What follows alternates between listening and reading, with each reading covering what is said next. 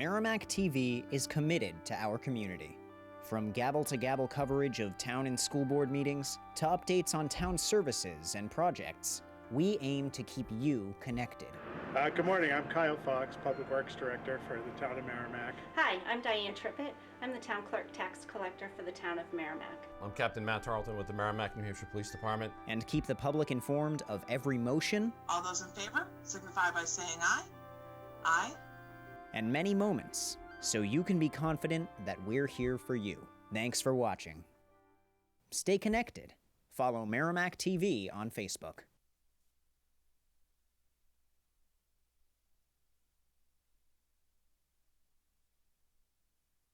All right, good evening, everyone. This meeting's called to order. This is, of course, the April 5th, 2021 meeting of the Merrimack Conservation Commission.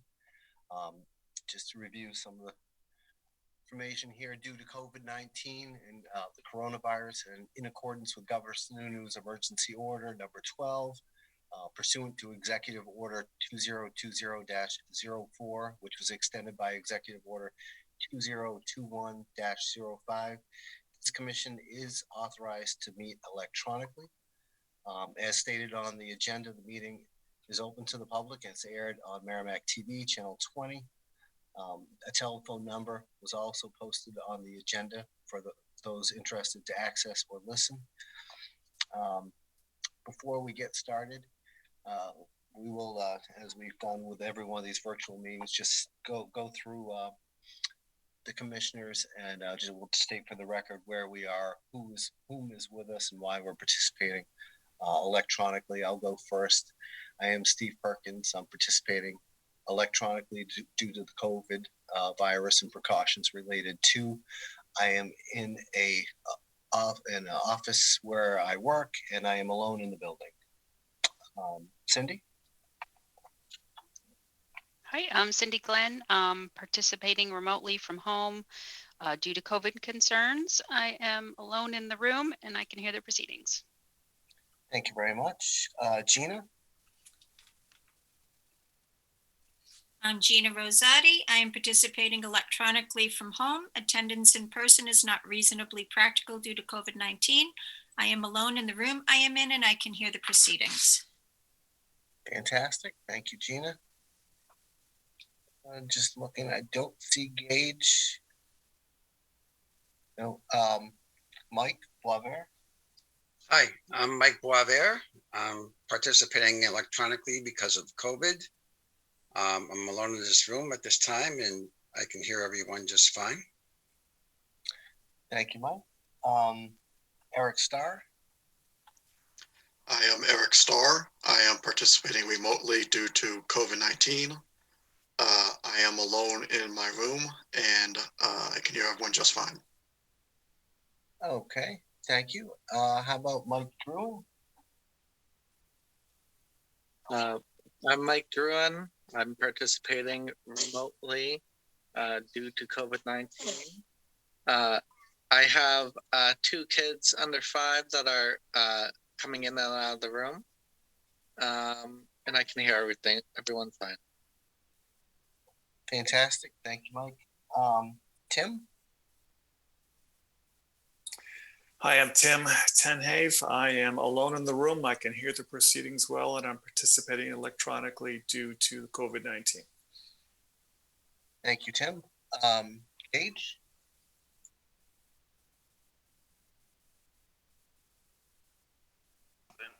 This is Gage Perry. I'm participating electronically due to COVID-19, and I'm alone in the house here, and I can hear it fine. Okay. And I don't see Pete. Okay, fantastic. Mike Druin, would you sit in as a voting member tonight for Pete, please? All right. Thank you. All right, we'll move on with the agenda. First item is public comment. Did I see Mr. Fregella's name on here? I think he's joining us. He is joining us. He's yes, on I'm here. mute. Oh, you are here. Okay. Excellent. Let's see, any other members of the public on here? Don't see any. Scanning the participant list. Mr. Fragalla, if it's okay with you, I think what we'll do is just go through appointments. I have none. You're the first agenda item anyhow, so rather than receive your comment now, we'll give you a chance to speak when we hit it on the first agenda item, okay? Sounds good. I think that'll be in about 30 seconds because that's public comment, public hearings. We had none. Appointments, there were none. And tonight we do not have any statutory or advisory business. So that brings us right back to the first new business item, which is the wetlands located at 33 Paisley. I'll just offer the entire group some background information on this. I know I know Gina and I have spoken with Seth about this concern. Sharon sent to all the commissioners a pretty lengthy, detailed description of when you purchase the property, when the abutters have purchased the property, and everyone's had that. And that's a part of the packet tonight, so everyone can look at that. Did I skip anything, Gina, background-wise that we've been provided? I think so. Maybe Mr. Fragalla would like to give us his. Yeah, I think that's all the information we've been provided so far. So I've had the luxury of talking with you, Seth. If you would like to, give us your public comment, we'd like that at this time. No, fair enough. Appreciate it. Thank you very much, Steve. As you mentioned, we have had numerous talks. I do greatly appreciate your time. I know you guys all volunteer and you do this on your own free time, so to speak. So I do appreciate that opportunity to be here and to steal Steve's time up to this point. Quick little background of where we're bringing this to the table, a little deeper in that. So I've been in Merrimack for 15 years or so now. Love the town. Have no plans of going anywhere. We're relocated to the other side of town, where we're located right now, and we've been here for almost 3 years. Of those 3 years, I've become more familiar with the abutting property, and the Conservation Committee technically is much more familiar with it. If you go back to 2000, I wrote a date down, but within the packet of paperwork, which I have a whole filing cabinet full of it at this point right now, 2004, this same topic today got brought to the Conservation Committee and got, so to speak, shut down of sorts or stalled out because of improper planning. Fast forward from 04 to where we are today, and the same thing keeps going around in the circles. And my objective was to try and see what, outside of what Steve's mentioned, I know you guys can't do, quote unquote, too much, but I just want to make you guys aware as the Conservation Committee of what's going on there and what has now gone from proposed accepted plans by DES to now rejected plans by DES because it does not meet the wetland setback. Long story short, wetlands have been known to be on this premises for many, many years, well beyond my occupancy. And it seems to constantly be omitted from proper paperwork to get permits for the convenience of other parties. And I won't be mentioning names or pointing fingers, but it's clear evidence the same property owner has owned the lot for many, many years, further back than 04, been denied from wetlands and resurfaces applications without pertinent wetland delineations on the premises to try and get around the system to get permits applied for. Got it up to DES, and a septic approval was approved without delineated wetlands. Since that time, 3 certified environmentalists have delineated wetlands on the premises, and now the permits have been shut back down. So again, me being the abutter, at the end of the day, if it's gone through proper channels, then it's gone through proper channels, and it is what it is, so to speak. But without that, those proper steps, applying for wetland permits and proper delineations, then I would fail to suggest that it's being done appropriately. So I was trying to reach out to all parties in the town that would take interest in this matter. And part of that is to validate what your interest is of the matter, because it seems to, at the end of the day, fit in your wheelhouse of topics of discussions and something that should be brought up in these meetings. And that's where I'm at today with trying to make you aware of the situation, just for comment, consideration, input.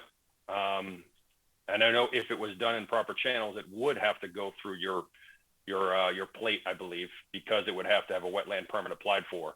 But again, they're trying to get around it without having to do that. And it seems to be, irresponsible as far as I'm concerned, because I've become much more of a wetlands enthusiast after all this time, just because you appreciate what you have and the thought of it going away seems to be very deflating. And that's something that drew me to this area of town where I'm at, not because of this vacant lot, but because of Horse Hill Preserve down there, down the road from me, and the White Pine Swamp that's around the corner from me, and just the nature and the outdoors and the wetlands that we do have in our general vicinity.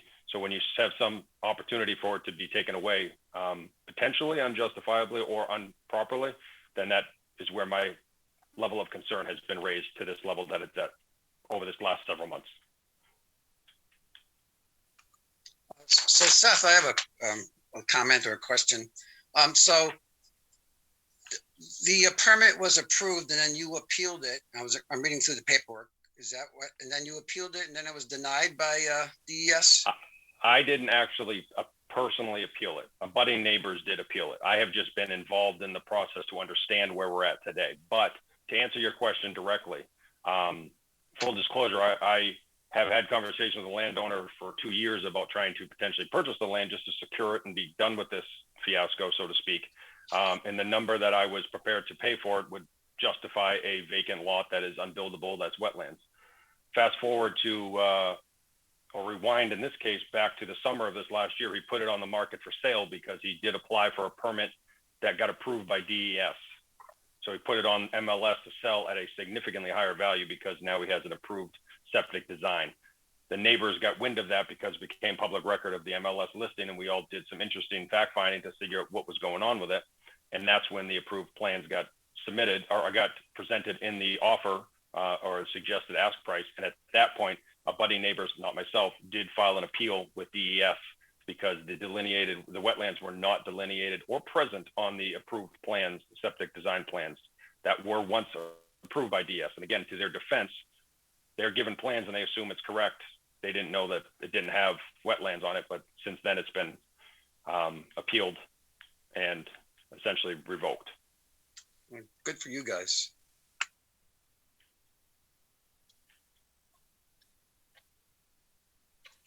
All right.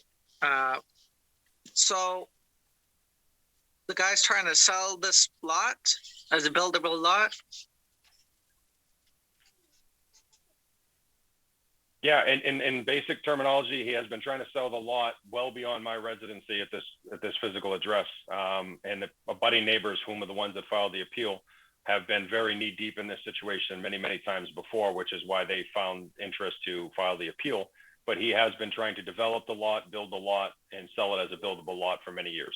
I had one land developer come to me who happened to be a friend of mine from my business outside of standing up for wetlands permits. But he came to me and he said the only way that he could build a property, build a house on the property was to put the septic on my property. And without any long debate on that conversation, I said that wasn't going to happen. I wasn't letting somebody put septic on my lot in order to build a property on an adjacent lot, because he knew at that time that the property wasn't buildable. But since that time, the landowner has tried to pawn it off as a buildable lot, and then got what he felt was the golden ticket, which was the approved septic design by DES to validate his thought that it was an approvable buildable lot.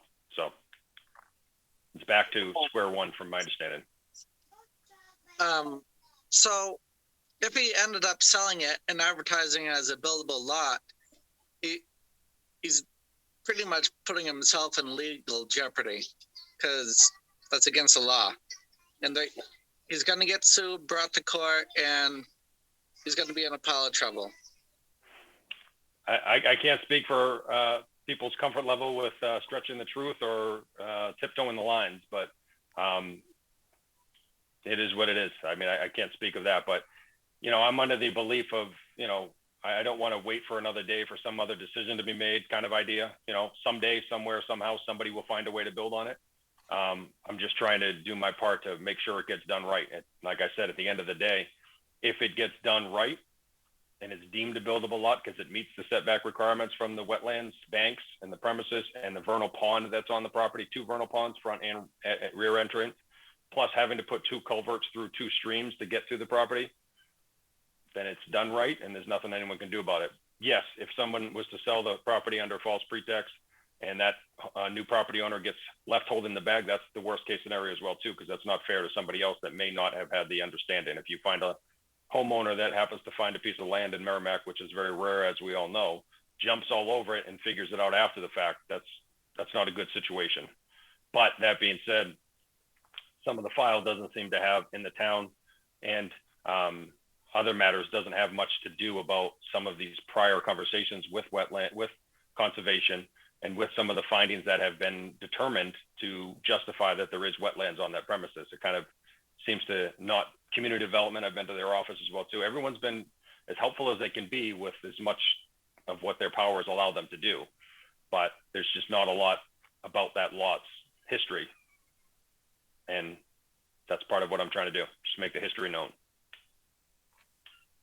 Well, I can tell you, Seth, anything, this obviously will be recorded and part of the minutes and stored, and made part of the official record, of this meeting site for this Conservation Commission. I think I'm right now. The septic approval has been rescinded from DES, correct? I haven't spoken with the neighbors and their representation of how they handled it. From my understanding, the letters that I received, it's basically was highly encouraged by DES to have the owner rescind his own permit before it goes to some type of hearing to then officially decline it or deny it. Mm-hmm. Seth, you made a comment that there's been other wetlands geologists been out there already? Wetland scientists have been out there to delineate the property. Is that true? I won't speak of past, but I will mention, I think you said something about in the past. So 2004 was the last known time that this situation got brought to actually the Conservation Committee's table with the same intentions to develop the land. And at that point, there was delineated wetlands or wetland scientists. Fast forward to today, or the past 6 to 8 months, there have been 3 separate environmentalists, wetland specialists that have delineated that property or delineated the wetlands on that property. So yes, most recently, there has been 3 separate independent environmentalists or scientists come out here to delineate. Plus, DES had hired their own firm to come out and do it, and the property's flagged with wetland flyers or ribbons all over the lot. Yeah. Or markers, however you call them. I haven't quite, as much ribbons as is fine. We know what you meant. Yeah, I know. I did one of these. You knew what I meant. After all this time, you think I'd have all this terminology down pat, but I'm figuring it out as I go along. I went from 0 to quite a bit of information about this topic at this point right now. Well, particularly where if DES has hired their own wetland scientists to go out there and delineate that property, I would assume that that's now on their maps.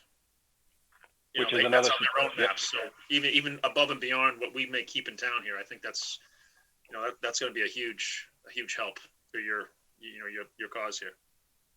Yeah, and very much so. And I understand in depthly that DES kind of starts the process and then everyone follows suit somewhat of what they put forth. So if it does get to their level, which it has, raised some red flags and concerns, and they have made their proper notes within their system to document that lot, that's an excellent kind of jump forward to putting this wetlands kind of on the map and the radar. So yes, I agree. Yep.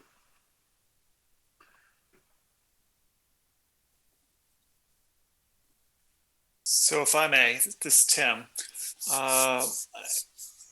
And Steve, you might have knowledge of this. So how much of the record exists in community development and or the planning department? Steve, and then Seth, you can fill in details if you'd like. Do you know?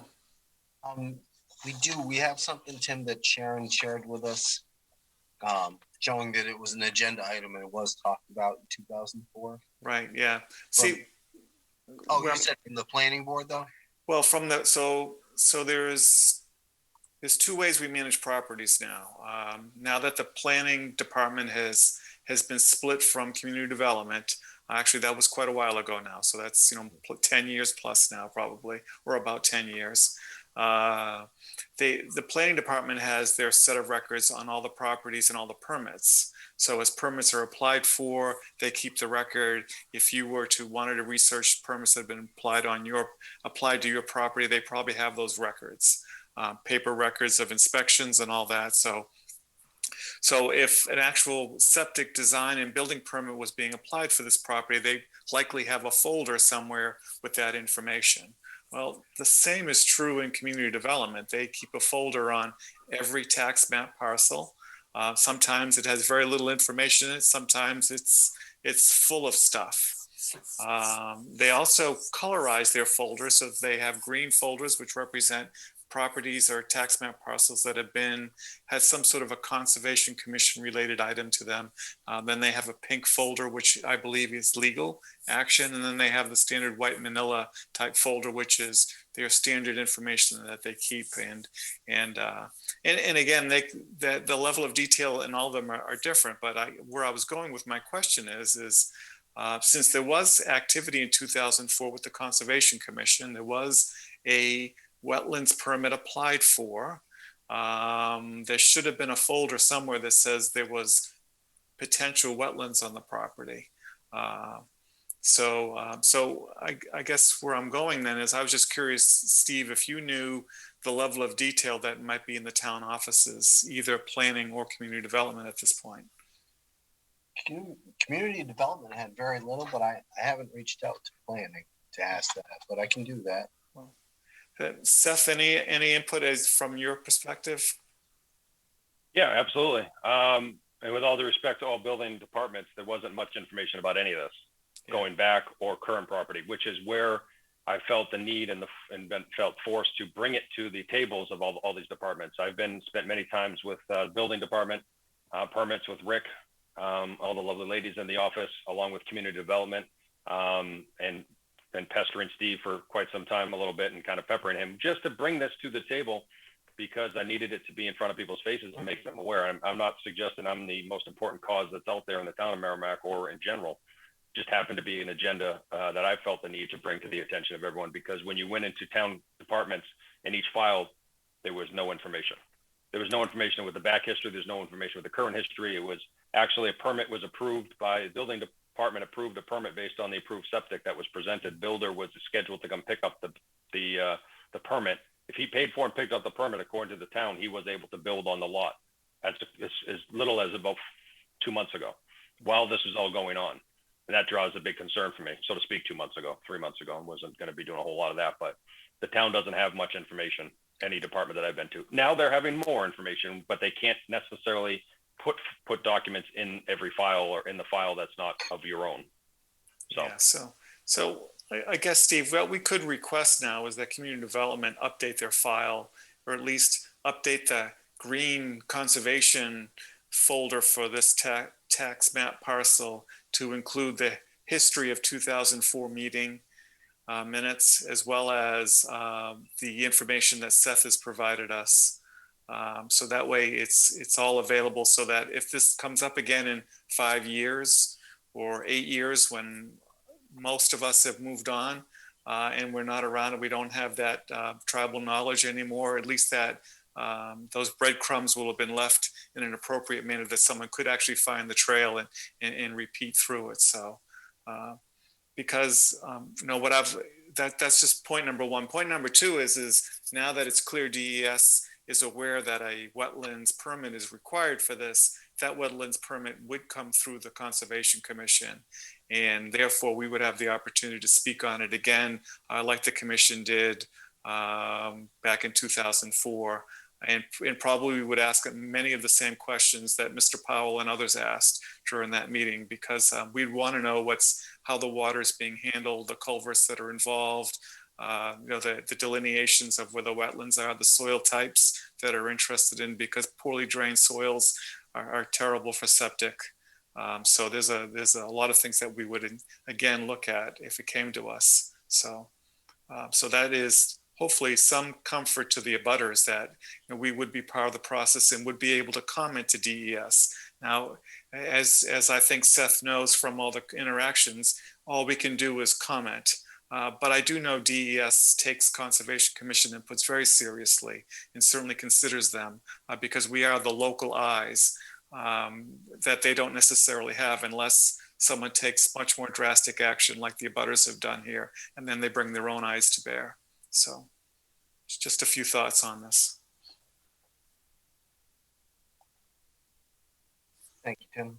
Yeah, we'll do that for sure. I'll follow up with the planning department, the community development, and make sure we get updated information in our folders.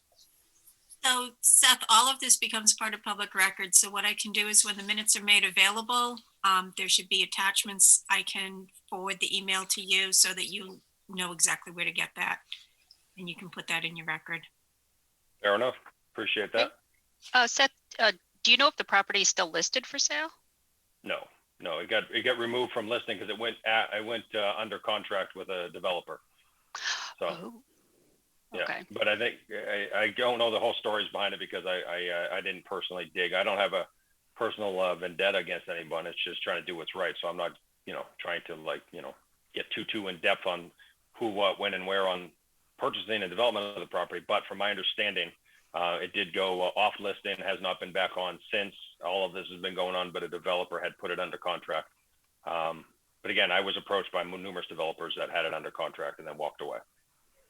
Okay. But recently it's no longer listed for sale. Okay, good. Well, thank you for bringing this to our attention. I actually live around the corner from you on Spalding, and I didn't even realize that was a separate lot. I just thought it was like your lot or the other side because it doesn't look buildable when you drive by it. No. So I actually didn't realize it was an empty lot until a builder approached me to put a septic on my property for that lot. And that's when I first found, because I did the same thing. I assumed it kind of was at one point as well too. Right. And just for the record as well too, I thank you all for your time, but Tim specifically, you made some mentions about, the wetlands and the water tables. That's a whole nother topic that I didn't even bring up to, but that's one of my biggest fears of anyone that has any history with my personal house. I've invested a lot of my own money, gone through the proper channels, gotten permits, renovated my home that was inhabitable, very dilapidated, and I purchased an understanding that. And one of my biggest fears and concern is the water tables on the lot that's above me that they're trying to develop, which is this lot, and I'm the low point, and how much it could impact my home. But that's a whole nother day for another topic if we ever get to that point. But there's more behind it than just the simple fact that I don't want to see the wetlands destroyed. There's a lot of concerns with the displacement of that water and where it's going to go. But that's not this day or this topic, but that's just 2 cents on that matter, that there's a little bit more behind it. Are you finding any, I don't know if you've been on that property at all, or if any critters are coming from that property onto yours, but are you seeing any turtles or salamanders or? Oh, a ton of it. And that's what's actually, that was kind of going back. It started having a conversation with the neighbors last year. I was outside doing some work in my pool area later at night, and I probably had about 10 different frogs, species of frogs, I don't know what they are, climbing all over me or climbing in my work area. We've seen salamanders. I actually have had a tremendous amount of frogs in my basement because of the way that the door is. I've got to fix the basement door, but they can slip themselves right under. Find them in my kitchen some days. The salamanders, there's other wildlife out there. There's a lot of snakes, there's a lot of frogs. You go by the edge of my property, if you're not careful with the lawnmower, you end up clipping a bunch of them because they're all over the place. But that back end of the lot has a vernal pond, which has that salamander activity and the frogs and some of the other things, turtles as well too. We see some, there used to be a duck family that would travel through the stream on this lot that is in question. They haven't been back in a few years because last year's drought was a very, I will suggest, a interesting time to apply for or suggest the property doesn't have any wetlands when it was bone dry, which is exactly the time that the DS approved their septic design, unbeknownst to them. But at that last year's drought didn't bring the ducks over, but these family of ducks would travel through that stream, which is also connected to the white pines of some sorts underground or whatever it may be. So there's definitely wildlife activity around there. We actually have unrelated to the swamp, but there's a barred owl that lives up in the trees now. And we had a bear climb in one of the trees in the lot over the summer too. Another day for another story, but there's plenty of wildlife in that area. That's for sure. If you have the chance and you grab some pictures just so you can document it in case, Oh, yeah. you ever need that, get some dates. You know how to work Google Lens, right? Mm-hmm. Okay, because you can Google Lens and find out exactly what you have living in that area. So yeah, we all have, all the neighbors, just from our own peace of mind, have a stockpile of photos and evidence, or no, I shouldn't say evidence, stockpile of photos and documentation of the wildlife just for our own purposes. But beyond that, with this enlightened scenario, or the scenario bringing more vision to the situation, we have more documentation as well too of that wildlife that is heavily present in our lot and neighboring properties. Mm-hmm. Good, thank you. No problem. Does anyone have any other questions or feedback for Seth? No? All right. Well, Seth, I appreciate you joining us again tonight. in telling us about this. And we have a few takeaways on here. Mainly, I'll get with community development, make sure we do get the updated folder so if this issue resurfaces 3 or 4 or 5 years from now, at least we'll have this and the other historical data on record. Fantastic. Well, I thank you all for your time and opportunities to speak here. And my objective is just to bring it to everyone's attention and do the right thing at the end of the day. But I thank you all for your time very much so and the opportunity to speak. Thank you. I'll get back in touch with you with the minutes for the meeting. Fantastic. Thank you. Thank you. Bye-bye. Have a good night. Okay, next item on the agenda under new business is the Eversource tree work in the trimming off Courier Road. This was an item we talked about last year at this time. Gina, you were the one that received the email from Connor. You want to just give us a summary of what they were asking to do and where? Yes, so Connor, who is the gentleman that I walked out with last year, Karen Labonte and I both walked out, and then I was there to open the gates for Eversource when they came in. Initially, he had contacted Matt last late spring, and at that point, I believe it was in May, and the turtles were already starting to nest. Now he's contacting us early. From what I can see, I contacted Jeff Littleton. I got no response yet. So I don't know. I can reach out to him again, but I looked on New Hampshire Fish and Game, and that says that turtles don't normally start nesting until mid-May. So Connor wants me to open the gate for him on the 14th or the 15th of April. So I guess my question to you is, do we let him come in and get the tree work done on those 2 early days? We were out in Wildcat, but we were not under the power lines. And quite honestly, I wouldn't know a turtle nesting if it came and knocked me in the head. So I don't know if we want to give him the green light, if we need to. I mean, we had them come out last September.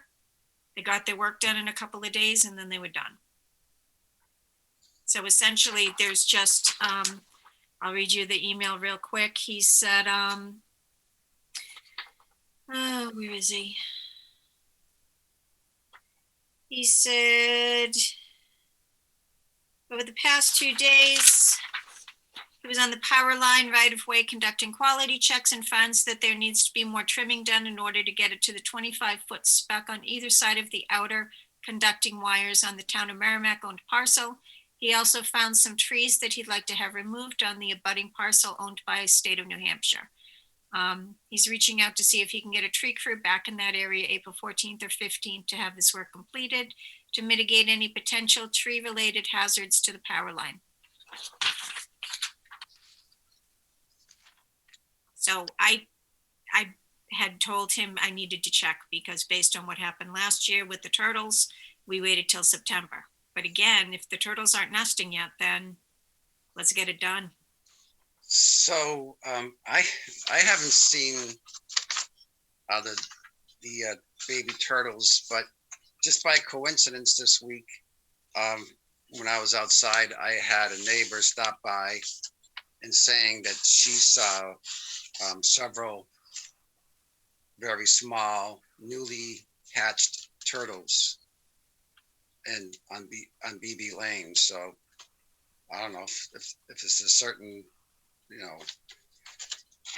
certain turtle that's breeding, or if this is early, or we just have to go with the information we have, I guess. But I mean, just by coincidence, a few days ago, someone saw baby turtles coming out of sandy parts. Gina, have you only been emailing Jeff, or did you try to call him?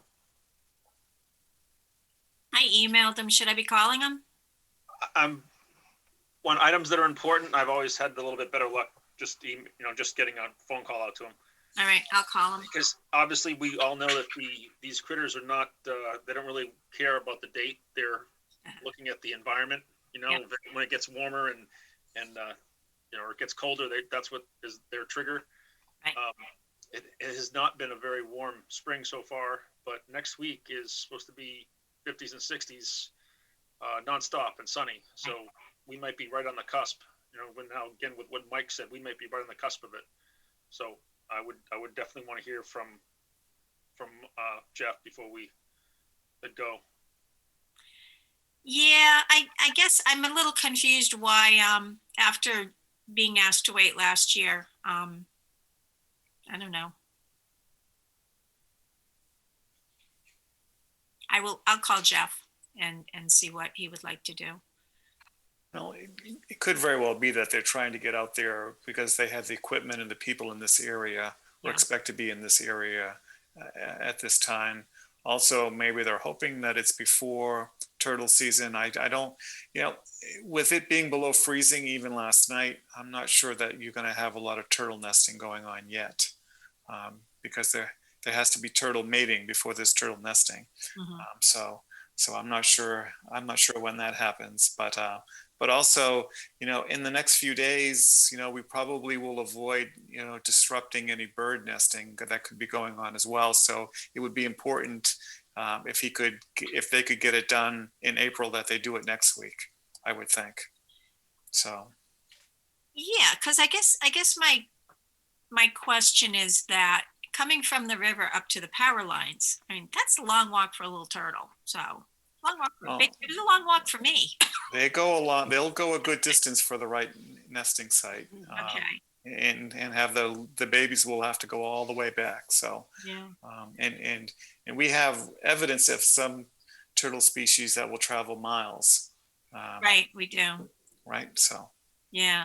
My other question too is we have no jurisdiction over that state land, so Eversource really has to take it up with the state land, correct? Absolutely. And they probably have some sort of blanket approvals anyway. So, but access comes from our property. So. That's true. Okay. Yeah. In addition to birds, I think there's probably gray squirrels that have not emerged yet. I know they've already done their mating in my yard. No, but I think I haven't seen them come out yet, so they're probably very small and still in the nest. Yeah. Okay, so there's a lot. And the bunnies are in there too, and they're in the ground. So there's a lot going on right now. I mean, I get it. They have the equipment there. They want to do their work. You almost kind of want to say to them, do everything in the fall. It's easier in the fall. You do, but they also have a legal right to do their work. So they could push the buttons and do it. So, right. So I think it's nice that they're working with us, right? I do. So. I appreciate that. Plus, they do have a key, so they can get in. Yeah. Well, again, they have that legal right away, so they could go in if they want to. Right. Yeah. The trails, I don't know. The trails seemed pretty dry when we were going in, wouldn't you say, Mike? Yeah, they seem pretty dry. I mean, they could get heavy equipment on that, don't you think? Yeah, because they came in last year with a skidder or something like that. It was big. So, but they just drop whatever they take down anyway and just leave it there. Okay, I'll call Jeff tomorrow and let you all know what they have to say.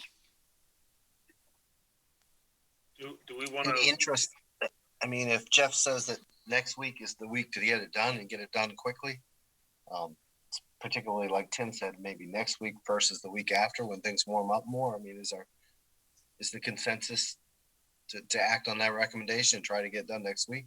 Well, they want to do it on the 14th to 15th. Yeah, that's next Wednesday and Thursday. Right. So, and I can be out there to make sure that they get in and out. So. Yeah. So, I mean, if Jeff thinks that we're going to be safe, then, or have a minimum impact, and I'd like to, be able to one to say, yeah, go ahead, please get it done. Right. I mean, these last couple of days, the amount of wind, I don't know if anyone else has noticed, it's been pretty windy. There's been quite a lot of down, and that's exactly what they're trying to preclude. So. Right. Mm-hmm. Yeah, no, I understand that. Okay, I'll call Jeff in the morning and see what he has to say, and then I will email everyone and let you know. And if it's a go, then I'll just, if you guys are all in agreement, I'll just contact Connor and let them know that I will meet them all down there. Right, that's what I'm saying. We need to all be in agreement now before, because you can't be emailing us and saying, what do you think? Okay. Right. So I'm not sure. I don't think we really need a motion for this, but I'm all in favor of, if Jeff says yes, then allow Gina to proceed and tell Connor to go ahead. Yeah, I would say go with Jeff's advice also. Yeah, I trust Jeff. Okay. Anyone else? Anyone not trust Jeff to make this decision for us here? All right. So be it. All Thank right. you, Gina. Okay. Thanks, Gina. That's all we had for agenda items under new business. Nothing on the agenda for old business. So that brings us to other business and the subcommittees. Do we have any? I got one real quick thing, Steve. Yeah. Yes, Gabe. So I did hear I contacted the state and they said that they did get our order. And so now we're just waiting to be notified of when to go pick it up. So supposedly we're gonna have trees coming. Fantastic. Now, does that notice usually go to you, or does it go to community development when they're ready to be picked up?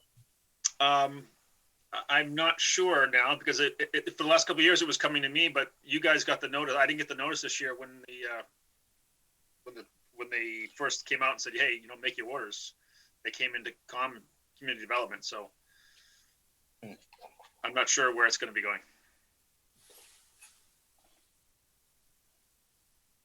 All right. Do you want me to email Sharon and ask her if she's heard anything?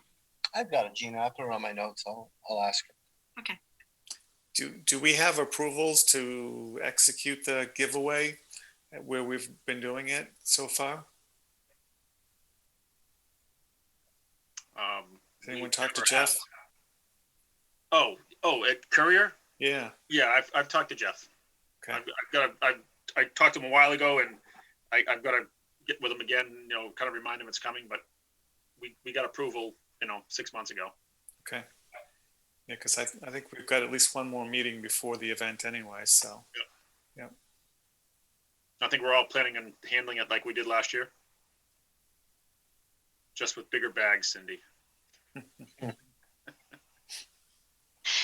It's funny. I was actually looking today. Is it so how big would you like it? Deeper. Or how deep? I think the 13 gallon were 30 inches. Is that good? Oh, that's huge. Yeah, that's very big. Do we just want to use the market basket bags? I mean, I think all of us have about 12,000 of those after, Well, these were the compostable ones that I brought last year. So I Okay. was looking at the compostable ones this year to see, if they're not too. I think you need at least 12, if not 18 inches.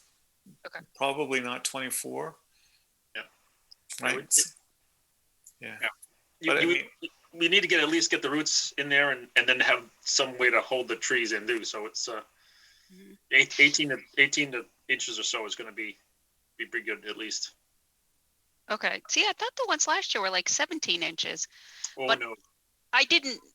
They're very short. When I ordered them, it said 17 inches. But since I wasn't able to participate, I just kind of handed them off to you. I didn't really look at them.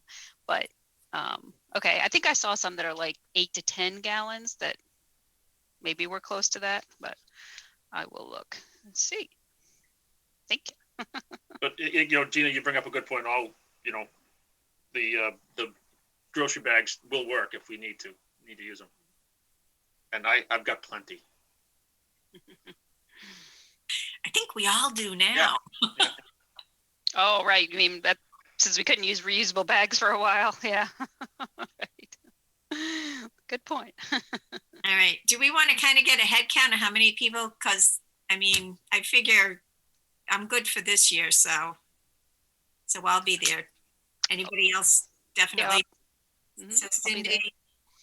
Yeah, I'm initially planning on being there. It kind of depends on. We'll see what lacrosse season holds. Steve, how's your leg? Doesn't look very good. No promises, but I'll try to be there. I'll be there. Mike, What did day you? is it? It's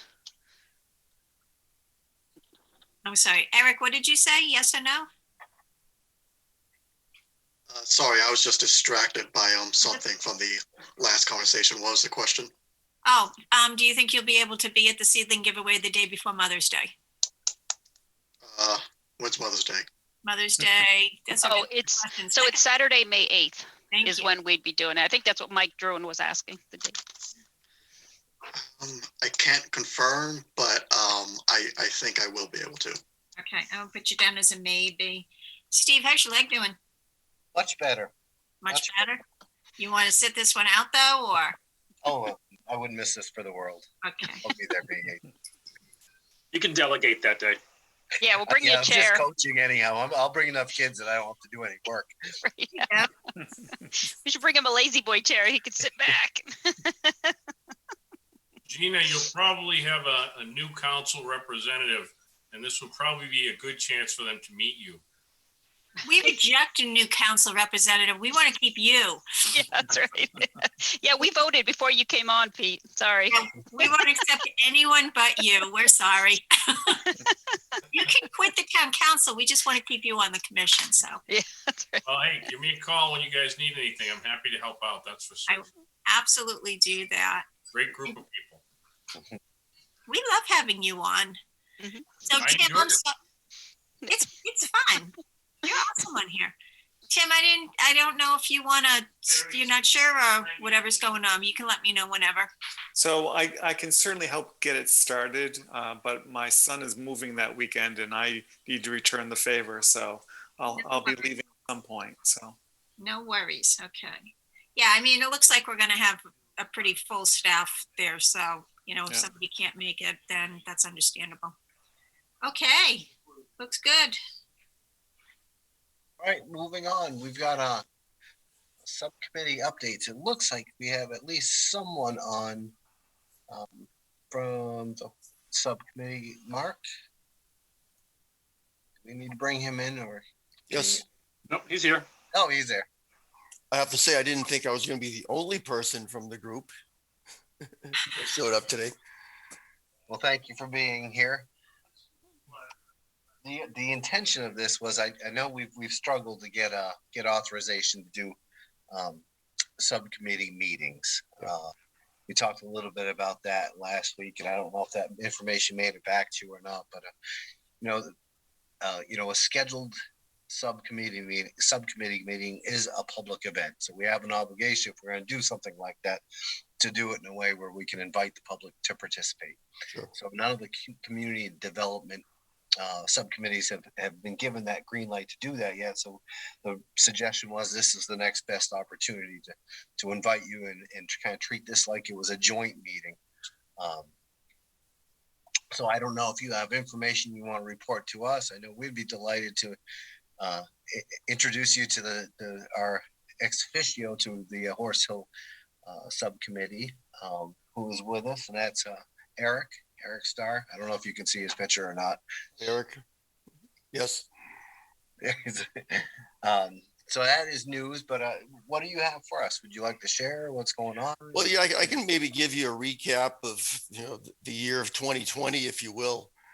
I mean, I didn't really join until the very beginning of the pandemic. There was an opening that I was sort of drafted by friends and neighbors to join in, and I think I probably attended one meeting before kind of the pandemic shut everything down.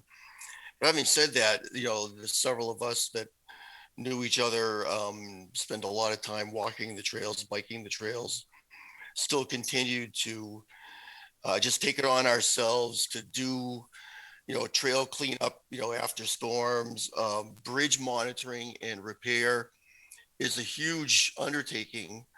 And there's been historically 3 or 4 of us that have taken the burden of that work. Now,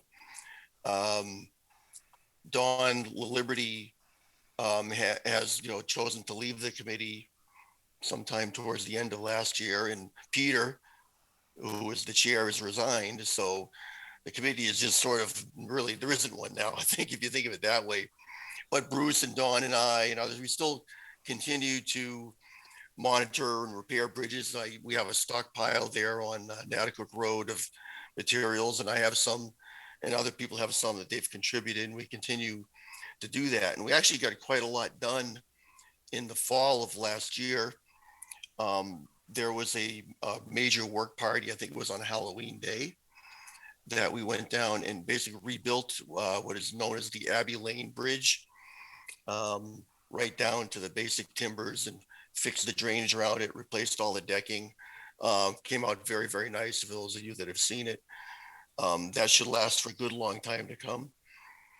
I participated with the Eagle Scout project. I forget the young fellow's name, but they did a great job in sort of organizing that and getting out there. I kind of came down as the representative of the committee and made sure that they were sort of following our sort of design guidelines, if you will. And that came out. It's a beautiful boardwalk down in the southern end. Don and I replaced another boardwalk in that end. Most of our focus has been in sort of the southern and eastern end, if you will. That's where most of the bridges are anyway. I live pretty much adjacent to the northeast side of the preserve, so that's where we come in. And my wife and I do a lot of walking around there, so we're kind of biased on that side of the preserve, if you will. But I've done a lot of ad hoc repairs and things on the Watson Overlook Bridge and various other bridges around there. There are a couple that are going to need like a major redoing, particularly the one I believe near the closest to the Watanic Bowman property is the one that is really deteriorating rapidly. I had to do some quick repairs over the winter, beginning of the winter time on that one. I haven't looked at it yet. Now that the snow has melted, well, I'm actually not in New Hampshire. I'm actually at my Florida house. I kind of escaped the winter. So I will be back for a few more weeks, but then we'll kind of do a walk around and look. And if there's any urgent repairs, then we'll go ahead and jump in and do that. Bruce Peterson and myself are in contact, and we still, ride mountain bikes together and go out there on the trails. So, I can reach out to a couple of folks ad hoc to just kind of, keep things safe and keep things going. But I mean, really, there's a need for a new chairman and the committee to get back together in some way, virtually or otherwise, and kind of get some, I think, direction from you folks on, what our priorities are and where do we go. I know Peter really was taking the lead, and there's a, I shouldn't call it a struggle, but there's a process around funding and procurement of materials that are needed when we look at these more major undertakings. But again, there's a stockpile of some limited fashion for ongoing repairs. But that's really, we've done a lot through the year, given the situation in the year. And there's enough, I think, active users that still will go and do cleanup. I will carry my chainsaw on my back, in my backpack, and walk around and clear after a big storm and make sure the trails are staying clear. But I think we need a little bit more active participation, which is, I think, with the purpose of the committee to begin with. But anyway, that's really all I have. Again, it's my own personal perspective on it. I was the newest person in the group to join. So I can't even say I even really know everyone else on the team yet, because we haven't really had a chance to have regular meetings. Thanks, Mark, for joining us long distance. We certainly, I can tell you that information is very helpful. We do plan on putting in subcommittee meetings or scheduling those meetings, make that an agenda item for our next Conservation Commission meeting. I'm going to go back. It's been a couple months since we've asked the question, but some things up here are certainly changing. April 19th kind of looks like a day where that's the day of our next meeting. That looks like a day maybe we can we'll have some success trying to reinstitute subcommittee meetings. I know we have to get a lot of you renewed. Those of you that still are interested in participating. Do you have Eric's contact information? I don't believe I do, unless you were on the email that Gina or someone sent around, Eric. I was connected on the email. I was going to send an introductory email, but I was never able to get around it in the past couple of weeks. Sure, yeah, anytime. We'll get the two of you connected, and we'll try to figure out what meeting dates might work, if we can get the green light to do that. Did anyone else have questions for Mark? I just wanted to let you know, I'm not sure if you were aware or not, we did have a Merrimack resident, Angie Merrill, came before us and asked for permission to put a little free library in. It would go in the Horse Hill parking lot behind, what do you say, behind the granite bench. So she still needs to go and get town approval for that. But if you see, do you know what the little free libraries look like? Sure, I love those. Those are cool. Yeah. Yeah, they are. So, so if you see that pop up, just know that it came before us. It would have come before the town. She's got excellent plans. It sounds like it's going to be a really nice addition to Horse Hill. Gina, she came before the council 2 weeks ago and got approved. Wonderful. Okay. So I'll be in touch with her and find out when she plans on starting to build that. Thank you for coming, showing up, and thank you for your work on Horse Hill, Mark. You're welcome. I guess, Eric, what you might want to do is get in touch with Sharon and just get a list of all of the subcommittee members, touch base with them, find out how many want to continue. We're going to have to put Horse Hill back on the agenda, just so that, same with Greater Woods, we need to get everybody's terms extended. So that's something that should probably go on the next agenda. But if you want to do some legwork on that and find out who is still interested, who wants to go on for the year or 2 years, you know, Mark has stepped up, and that's wonderful, and we appreciate you coming. But we'll find out who Mark's going to be working with. Yeah, Mark, and we'll probably accept your bid to be chair, so. I'm not putting myself on. I'm a snowbird gauge, you know, so I do come back for snowmobile season for a period of time, but when the snow starts getting bad, then I head south again. All right. Wow. So just a comment, a thought. So last Saturday, the parking lot was overflowing, if people are curious about the usage. So, and I haven't seen very busy. Yeah, I've noticed, like, even over the winter, a lot of people are out on their bikes in the wintertime too. And of course we snowshoe and ice walk, and everything's been consistently busy throughout the winter when I was there. Yeah.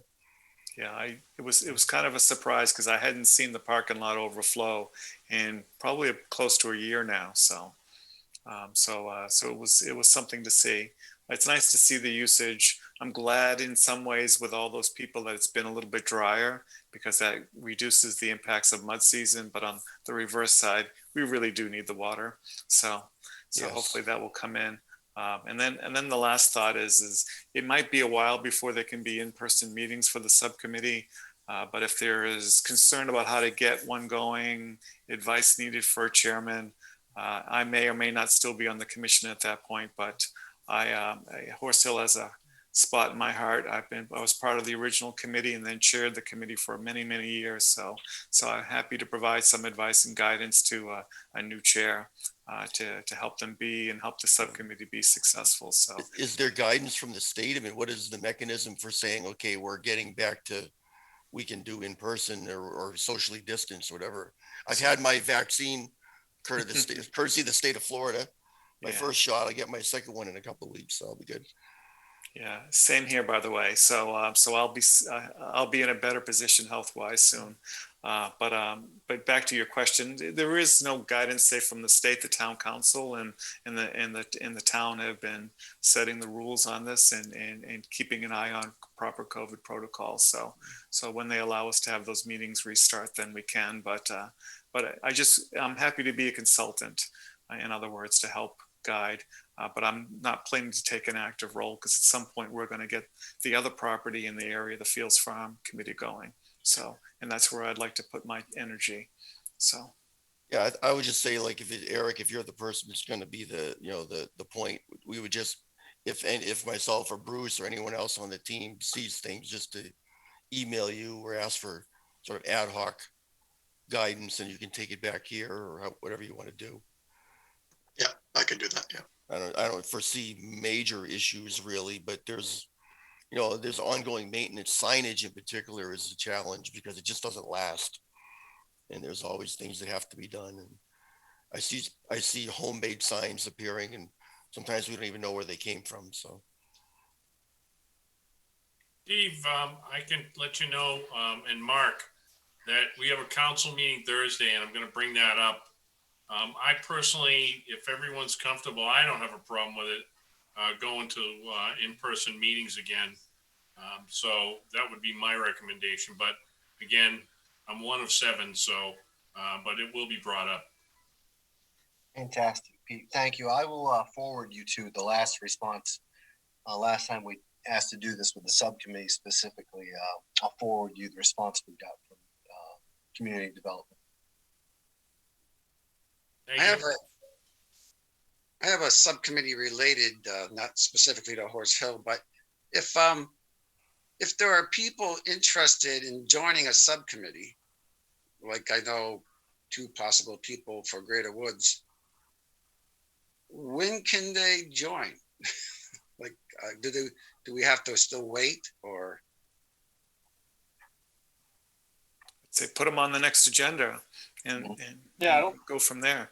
there's no reason to wait. I mean, they just can't get, they can still, they can still communicate with each other, but they just can't have group meetings. Okay. They can still, individually, they can still be going out and reviewing their property, just like Mark was talking about. They go out individually and just keep an eye on things and report it up.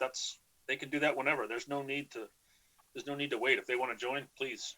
Yeah, so they would just like get introduced to us at a meeting or something and get accepted, or. All right.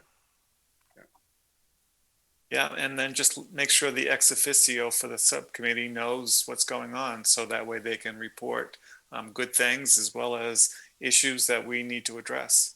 So I'll send them, those 2 people that I know, an email, and I'll copy you, Gage. Okay. Sure.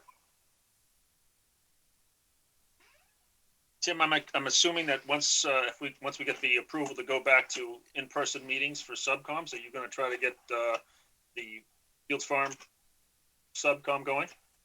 yeah, I am, and the extra parcel has a legal problem with the deed that we're trying to work through. And once that's done, then we'll have all 100 acres, 108 acres versus the current about 80 acres. So. Okay, great. Anything else for Mark? Well, thanks again, Mark, for joining us, and have a great night. Very good. Thank you, Mark. Thank you, Mark. Take care. Bye-bye. I think that completes other business, unless someone has another subcommittee update they want to talk to us about. I have a question for Fields Farm for Tim. Someone asked about river properties, so I told them about Sklar, and I mean, Fields Farm is a river property, but I don't know how to even get it. And I said to him, I don't even know how to get in there. It's such a new property. So are people going to Fields Farm at this point now, or is that just kind of not someplace that we want to encourage people to go to? I would say abutters are probably out there. I know they are. But there's no parking lot area created at this point. There are some existing trails. Anyone that goes in who's not an abutter is parking on the road and walking in on a trail that they've either created themselves or whatever. So, and during the normal deer hunting season, you'll see at least 1 or 2 hunters out there every weekend. So it's not ready. No, it's not really ready for public consumption, you might say. So the other question that this person had was they live up by, what is it? The new place that they built up by St. Gobain, the big apartments, Gilbert's Crossing. Is that what it is? Yeah. So it looks like they have their own acres and trails up there near the river on the rail trail. Is there like a rail trail that goes through there?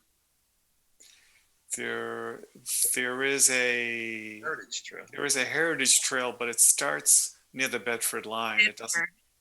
Now there may have been folks who have extended it further south towards, the Homestead restaurant and that sort of stuff. Maybe even down to the Hilton neighborhood down there. in that area, similar to where Matt Karen used to live. So there's probably some existing trails there, but some of that would be going across private property and some of it would be on our property because we also own a few parcels along that section of the river there. So. Okay, thanks. Yeah. I have one. Yeah, go ahead. So about a year ago, I came to this commission to be on the Scholar subcommittee. I still haven't been able to meet with that committee. Right. I think we're discussing that, right? About trying to get the committees opened up. So hopefully it'll happen pretty soon. Yeah, we're almost there, I think. Just one little thing with Scholars. I'm trying to get a hold of Fish and Game because I was talking I left them a message. I'm trying to get the money for the. They have certain funds. I know this has been going on for decades, but they have like certain funds for access to the river, and so I'm trying to see if I can generate interest in that again to improve access to the river at Scholar. So I've left a message and see what happens. I'll keep trying. Do you have, Mike? I know I kept it somewhere in my notes. Commissioner Green's contact info. I have it. Yeah, I got his phone number. You mean, yeah, I have his phone number. You do? Okay. All right. Well, that brings us to presentation of the minutes. Someone like to make a motion? Make a motion to accept the Merrimack Conservation Commission meeting minutes dated March 15th, 2021 with changes as follows. Second. Motion by Gina, seconded by Cindy. Who would like to go first?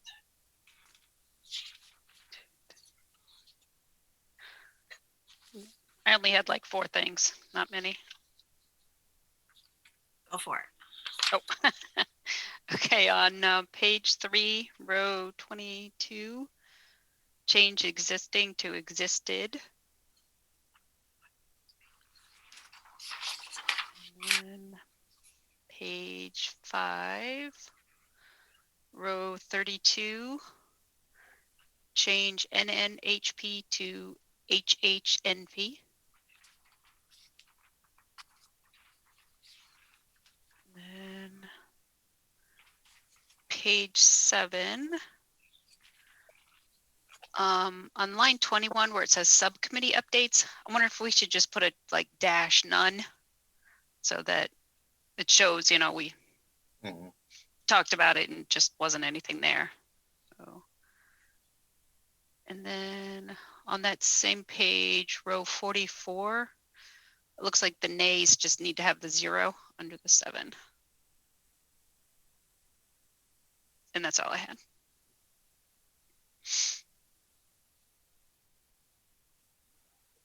Anyone else?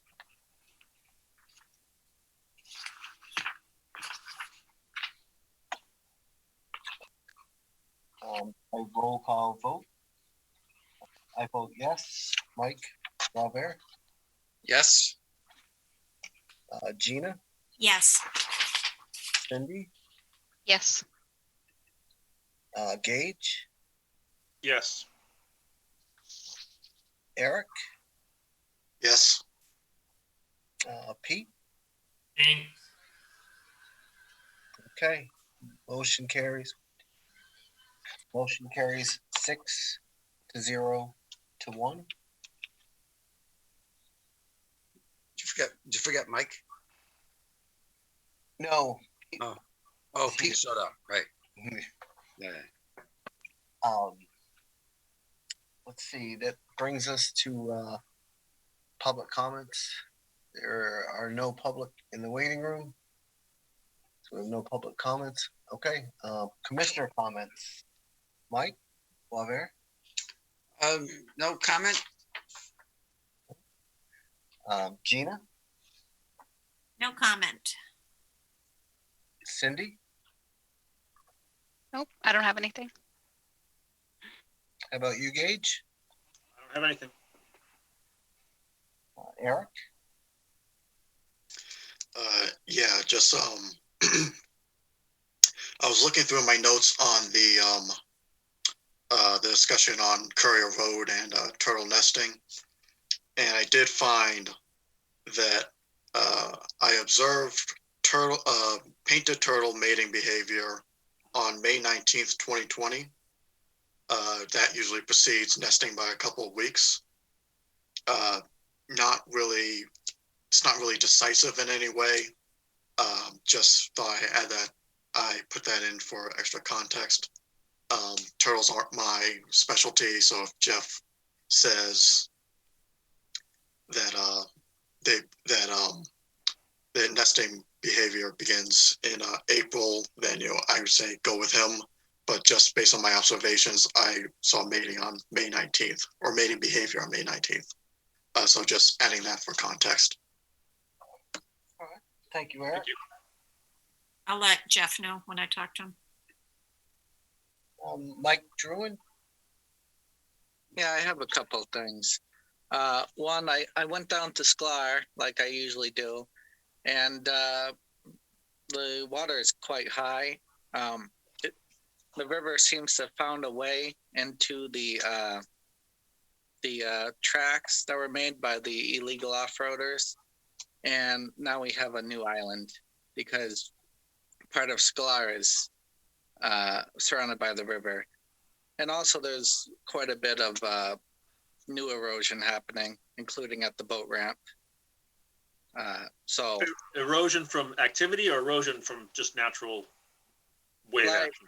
So the river is now around a piece of land that was not, supposed to be an island, because, when you drive in the mud, it Right. creates. No, I know, I understand that, but you're saying erosion by the boat ramp. Was it due to more four-wheelers, or was it due just the fact that the river's high and eroding around the boat ramp? Yeah, the river is just high on that spot. Okay. But down more, some trees fell into the river, and you can see pieces of land just falling into it. So, okay. We should probably do something about the off-roaders. Second thing is for the subcommittees, I feel that we're going to lose a lot of volunteers because they're not able to meet. They're going to find new things to fill their time with. So I'm hoping that they allow subcommittees to meet soon. That's all. I think we're all with you on that, Mike. But yeah, Pete's gonna try on his end, and I'll make sure we have it added to the agenda for the next meeting. But thank you for that update. Tim, anything?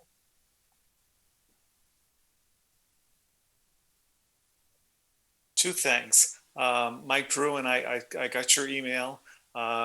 Pretty much suggests to me what works in your calendar, and we'll get together and get started on the website. So just let me know what your schedule is like, and we'll make it happen. So, and then two, Pete, thank you very much for your service to the town. I think at our next meeting, you will no longer be a counselor, but I know what it's like to be a counselor. I know the time and the effort that goes with it. And I sincerely appreciate all the effort that you put in. You've been a great advocate for this commission and for the town in general. So thank you very much. Yes, thank you, Pete. Thank you, Pete. Tim, thank you. Coming from you, Tim, I appreciate that. I know all the hard work you put in as a counselor, a selectman, and so forth, and on this commission. So thank you. And I got to say, it's been a great. I've really enjoyed it, the experience, and I've certainly highly recommended it to my fellow counselors to be part of this. And one thing I personally learned is that, our conservation lands are in good hands with everybody here and previous members, like Matt and Mike and so forth. And there's great stewardship going on, and I only see it getting better. And I'll tell you, the pandemic's only proven how valuable these properties are to this community. So I wish everybody luck, and whether it's trail clearing days or whatever, please, I'm more than happy to come out and help and join. Be happy to do so. So thank you guys all for everything that you've all done, and I've appreciated being part of this committee. Well, we're going to miss you on our meetings, but I have your email and I have your contact information, so we'll be in touch. There's no escaping, Pete. Thank you again for everything. Yes, thank you, Pete. I have really no comments. Don't forget, town election day, April 13th. But with that, I'll make a motion to adjourn. Second. Peacha. By me, second by Gage. I'm a yes. Mike Boisvert. Yes. Gina. Yes. Gage. Yes. Eric. Yes. And Pete.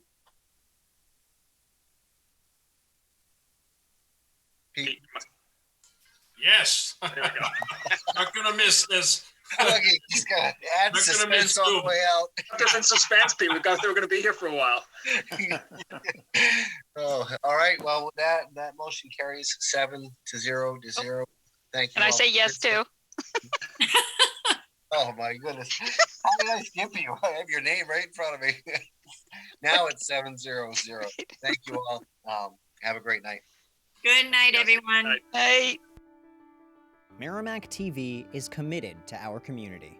From gavel-to-gavel coverage of town and school board meetings to updates on town services and projects, we aim to keep you connected. Good morning. I'm Kyle Fox, Public Works Director for the town of Merrimack. Hi, I'm Diane Trippett. I'm the town clerk tax collector for the town of Merrimack. I'm Captain Matt Tarleton with the Merrimack, New Hampshire Police Department. And keep the public informed of every motion. All those in favor signify by saying aye. Aye.